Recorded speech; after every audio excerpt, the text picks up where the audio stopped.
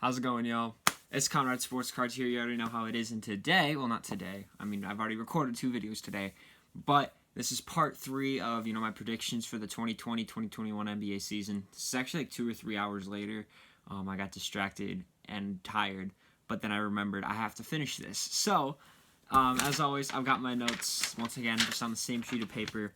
Let's get straight into it. I'm going to go from the Eastern Conference over to the Western Conference. Like, I'm doing all the rounds in the Eastern Conference and then all the rounds in the Western Conference. I just feel like it'd be easier to keep track of rather than going round by round. So, let's just get straight into it. So, in the first round, we have the 1-seeded Bucks versus the 8th-seeded Pacers. I have the Bucks winning in 5 games. I feel like I think this is, first of all, I don't think it's unrealistic whatsoever to have the Bucks be taking the series. I think we would all expect it to happen. But I do think that the Pacers, maybe it's because I'm a Pacers fan, but I think that the Pacers would have a solid shot to, maybe take a game from them. They have one really good defensive big in Miles Turner and just at least another solid presence inside, along with, a pretty good defender in Victor Oladipo. You have a nice playmaking guard in Malcolm Brogdon. I think there's a shot that they get it done. Plus, of course, actually they do have more depth than the Milwaukee Bucks, in my opinion. So once again, I think there's a chance that they take a game. If they don't, then, whatever. Then I have the 2-seeded Nets versus the 7th-seeded Hawks, and I have the Nets sweeping this Hawks team. Overall, this is kind of just an offense versus offense battle, and in the end, I just think that the Nets have a better offense than the Hawks do. I think that I just think that they coexist better, right? They're going to have better chemistry, not only because they've been together longer, but because their fit is better overall. The Hawks just have too many ball-dominant guys, in my opinion. I don't really think it's going to work, and while the Nets do have some pretty ball-dominant guys besides, Kevin Durant and Kyrie Irving, such as Karis LeVert and, I guess, Spencer Dinwiddie, they have enough guys that can work off ball that I think this will be fine. Plus, they have enough versatile pieces that if they need to, bring some more off ball guys onto the floor at a time, they can do so. I do think that, defense will definitely be a big issue for this Nets team, as I think the Hawks probably have some better defenders, but it's Kevin Durant and Kyrie Irving versus a bunch of guys that aren't anywhere near that level, right? So I don't think that they're going to have any trouble whatsoever. And similar to the Pacers, maybe they take a game, but I highly doubt that they do. Then we have the 3rd-seeded Celtics versus the 6th-seeded Raptors.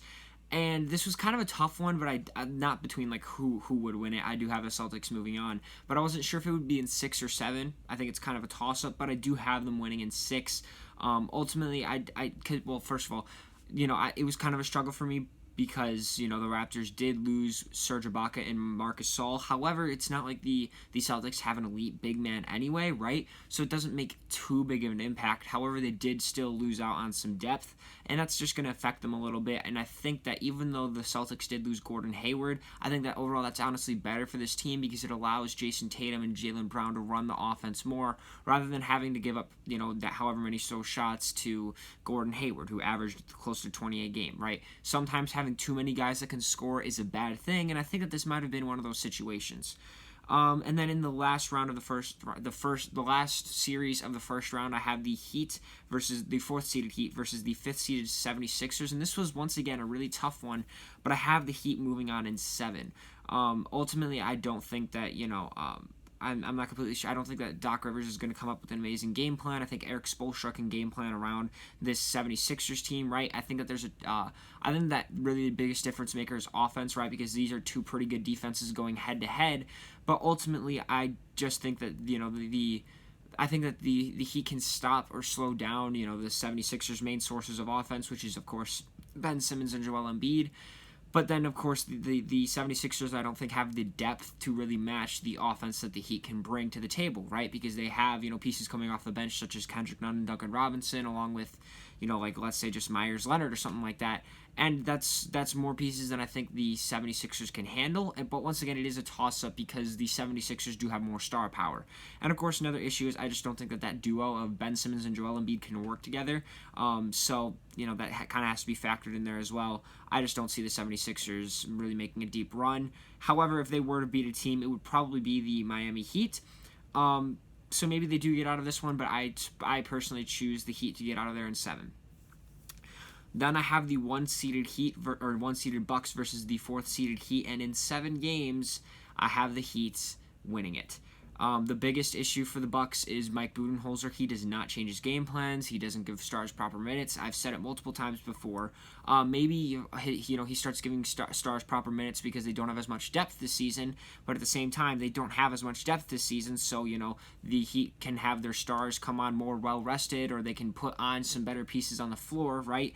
When their bench players are coming on, and maybe not have their lead slip too much, or maybe they're able to kind of fight back and stay in the game. Whereas if the Bucks start to lose and then they take out Giannis and or Chris Middleton or something like that, they're kind of really just going to be much worse than they are when he's on the floor, right?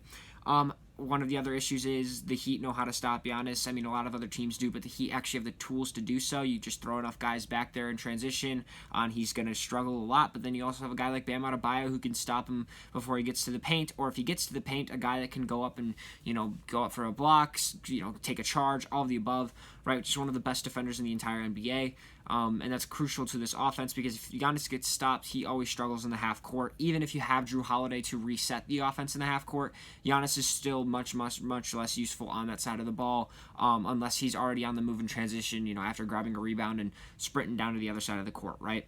So I do have the Heat taking this in 7 games, but once again, it is 7 games because the Heat are already coming off of a 7-game series against the 76ers, but also the Bucks are are more well prepared than they were, last year when they lost 4-1, right? And then I have the 2-seeded Nets going up against the 2-seeded Nets going up against the 3-seeded Celtics, and I was considering having the Nets take this in 5. But I decided, let's toss the Celtics an extra game. I think that there's still a chance that maybe they grab 2, but I wouldn't be surprised if the Nets beat them in 5 games, right? Overall, this is, once again, neither team really has a super dominant center, but the Nets do have a lot more depth, which I think will kind of be the X factor for this series, right? And just overall toe-to-toe as far as matchups go. I don't think it's going to be a problem whatsoever for the Nets. The Celtics have a lot of good defenders, but nobody that's elite, so nobody that can step up and really stop Kevin Durant or anything like that, or Kyrie Irving or anything like that. And so I just think that they don't have the necessary tools to stop a team that's this star-studded. And plus, the Nets have the Nets have playoff experience together. I think the one question may come down to coaching ability, right? Because, we don't know for sure what to expect from Steve Nash, but we do know that Brad Stevens will have a game plan for this Nets team, and so that's kind of why I tossed them that extra game, because they may be more well prepared than I expect. And then in the conference finals, we have the Nets versus the Heat, 2-seeded Nets versus the 4th-seeded Heat. And I do have the Nets taking this in 6. This was honestly kind of tough for me because of the good defense and the depth that the Miami Heat bring. But ultimately, stars win championships, and I'd rather take Kevin Durant and Kyrie Irving along with the pieces that they do have over Jimmy Butler and this Miami Heat squad. Unless, of course, a lot of guys take a step up this year. Kendrick Nunn, Tyler Hero, and Bam Adebayo all take noticeable jumps this season. I don't expect them to get past this Brooklyn Nets team. They just have a lot of weapons that they can really go to. Like, if Kyrie Irving and Kevin Durant do get stopped, Spencer Dinwiddie can step it up. He's probably an all-star player if he wasn't being a 6th man, right? He averaged 20 and 6 last season with both, Kyrie Irving and Kevin Durant out. And also just a lot of injuries were overall affecting this Nets squad. I think that he's really underrated in that aspect, and he can ball out if he needs to, and so can Karis LeVert if both of them are getting stopped, right? So they do have the necessary pieces, I think, to back up Kevin Durant and Kyrie Irving if they do get slowed down or stopped by Bam Adebayo and Jimmy Butler and they don't have Jay Crowder anymore, but any of those guys, right? Now, moving on to the Western Conference, I have the Los Angeles Lakers at the 1 seed versus the 8th-seeded Jazz. I have the Lakers taking this in 6, but I wouldn't be surprised, of course, if they took this in 5, right? The Jazz are criminally underrated, though, I think, in this aspect, but, they just toe-to-toe don't match up with the depth or the star power that the Lakers have.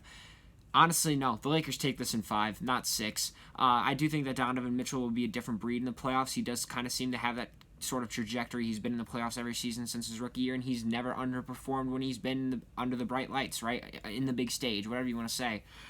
So I think that he'll put up a good fight, and so will the rest of this Jazz team.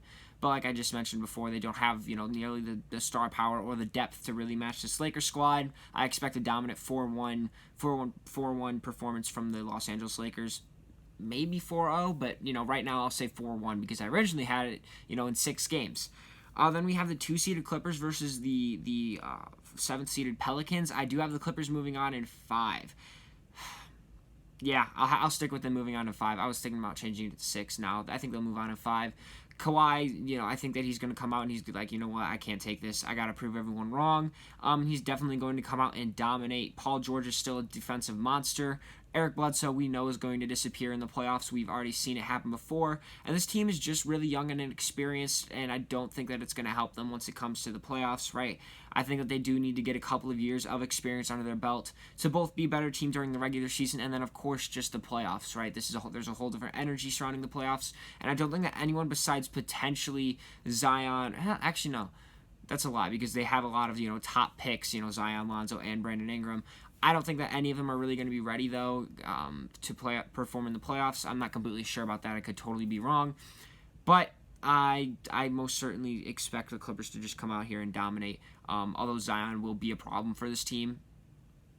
Zion's going to be a problem for any team, but Zion's definitely going to be a problem for this team, although they finally do have Serge Ibaka, who might be able to help them, slow down Zion's overpowering strength ability, whatever you want to say, right? Then we have the 3-seeded Nuggets versus the 6th-seeded Suns, and this is the first upset of the entire series. I have the Suns winning this in 7. The Nuggets really lost out on a lot of defense when they lost Jeremy Grant and Torrey Craig. They added a lot of young pieces that I don't think are going to be very helpful during the playoffs. And I think that the Suns match up better. When it comes to the playoffs, fit is crucial to, performing well.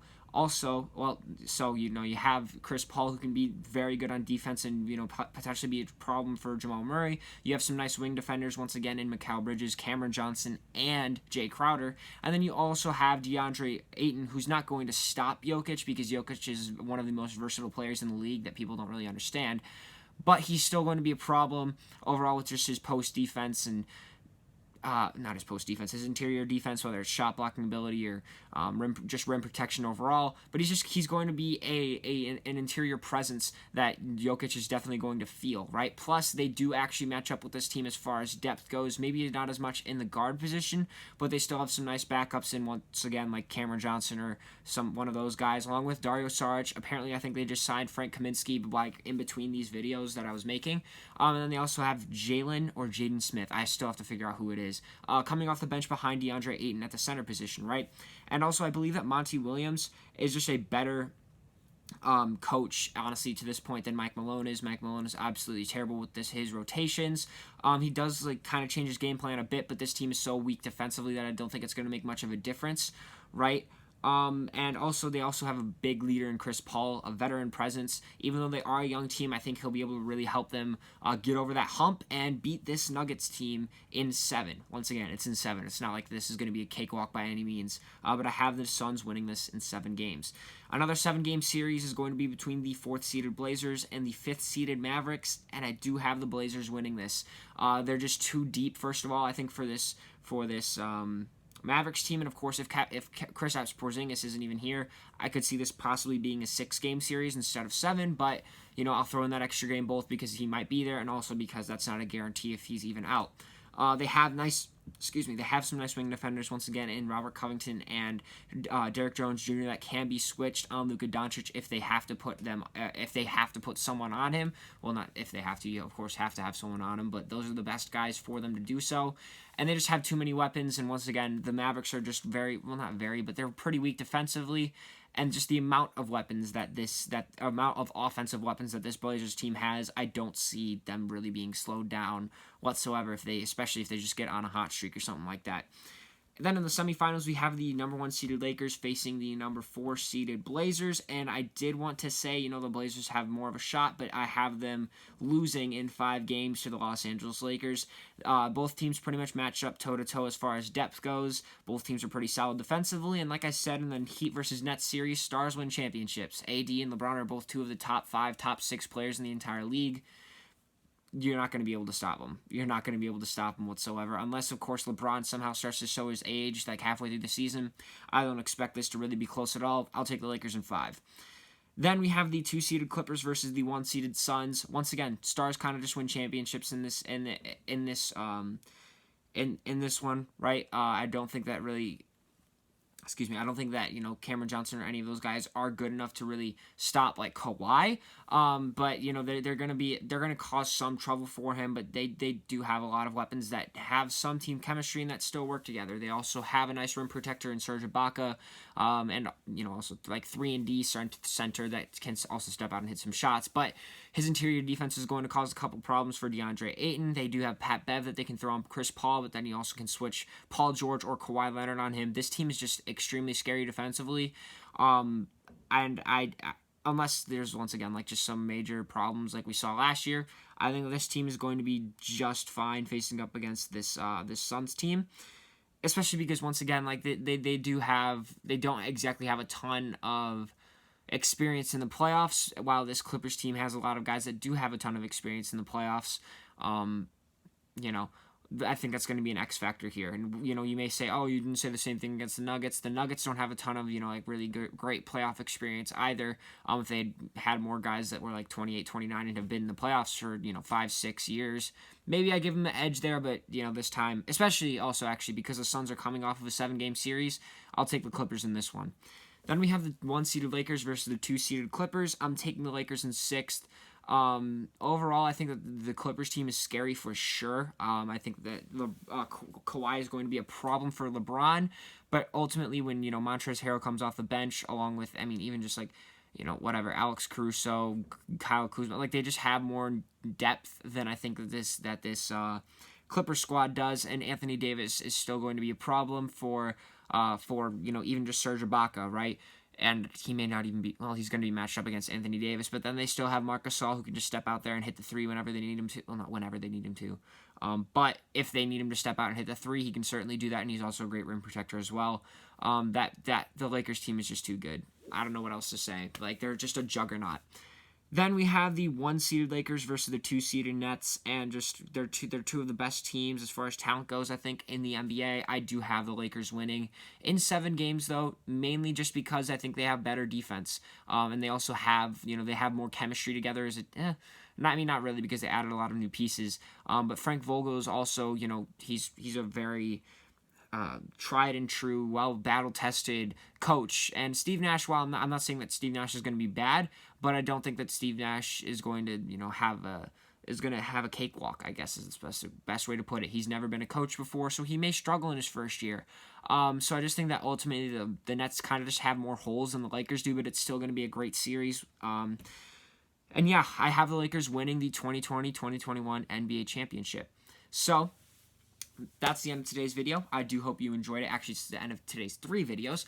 I do hope you enjoyed it. If you did enjoy it, feel free to hit the subscribe button both on YouTube or, Spotify, Apple, wherever you are listening to this podcast or YouTube video, whatever you're listening to this on, right? If you are on YouTube, go ahead and click the link in my description to see these. But follow my socials, Instagram and TikTok. You can find them at Conrads_sportscards, both platforms. I post a lot of content there as well. And also, it's a good way to get a hold of me if you want to talk or if you have a question. You can also leave a comment here on YouTube if you want to do that as well, if you have a question that you need answered. But once again, that's going to be the end of today's video. I do hope you enjoyed, and I'll see you guys next time.